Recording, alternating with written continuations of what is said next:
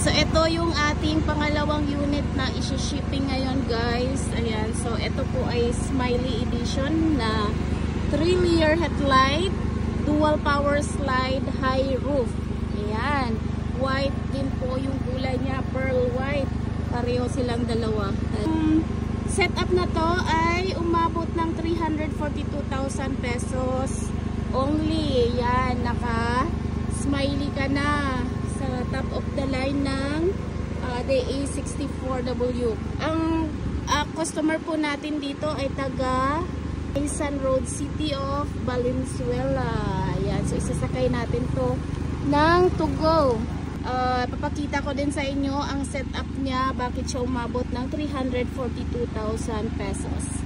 Ayan, naka-smiley ano siya, smiley bumper, 3-layer headlight with fog lamp.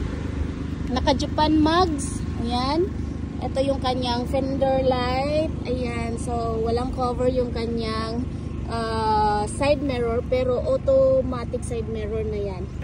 Ayan, so dito, ayan, naka-auto fold na din yung side mirror niya. Ayan, automatic na mag-open and close yung kanya side mirror. Naka-power windows na siya. At dual power slide. So, testing natin kung mag-open. Ayan. Tapos, close muna natin kasi naka-aircon tayo. Tapos, yung kabila, testing natin. Ayan, gumagana with auto step. Yan, tapos captain seat, black and white yung combination ng kanyang ng kanyang upholstery. Yan, close muna natin. Ayan, so naka 7 inches touchscreen stereo din siya with reverse camera.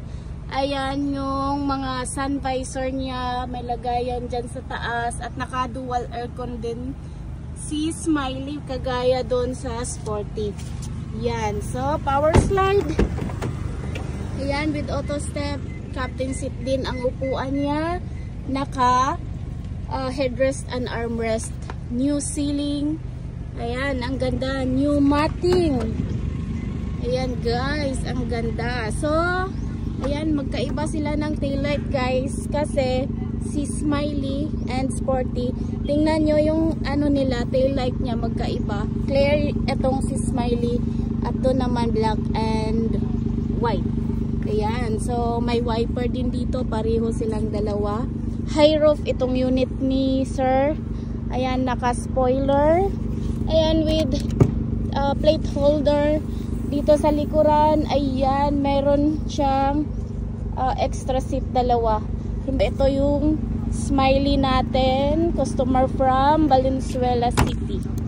Ayan, so ulitin ko, ang setup niya ay umabot ng 342,000 pesos. Ayan.